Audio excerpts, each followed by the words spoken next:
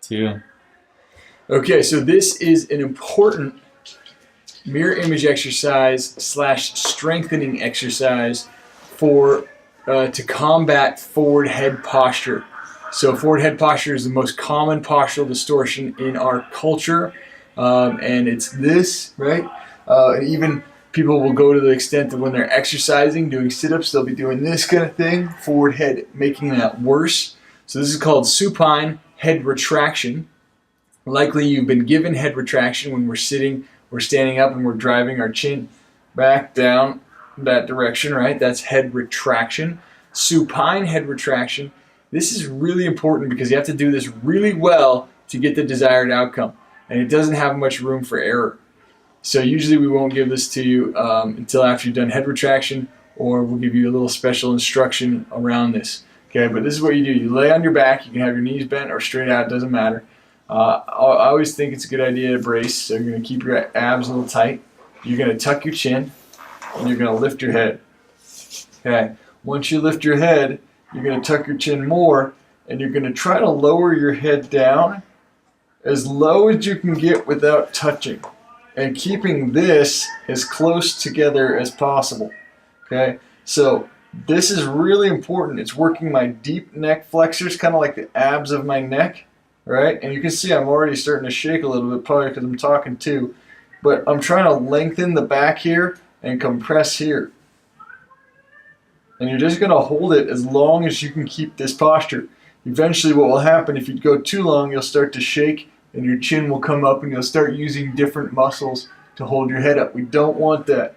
We're trying to change your posture. It's going to be uncomfortable. You got to work at this. You'll feel... People can get headaches from this when they first start because it's muscles they hardly ever use. So, as simple as that looks, it can be challenging. You're going to feel muscles working here, and you might get a stretching sensation at the base of your skull here, and it might be uncomfortable. If you get a headache from this, it doesn't mean it's not for you. It means you just got to take it easy, give yourself a couple days, try it again, do less time.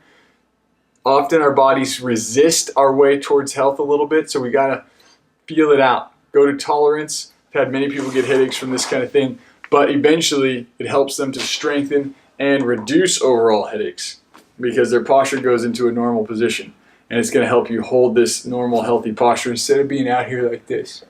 These areas get really tight, this area gets really weak. We're doing the opposite. So we ask you to go for a max effort. Unless you get any sort of feedback, we might start you off less. But the max effort would be you're ultimately holding that position for as long as you can while keeping that chin tucked for as long as you can. And as soon as you lose mechanics, lose posture, position, you would stop. Okay, so you start a timer and you go. When I first started, I could only do 15 seconds when I first learned this exercise. And then I started shaking and my head started tipping back, so I stopped it. And it only took like a couple weeks, and I was already at over a minute and a half.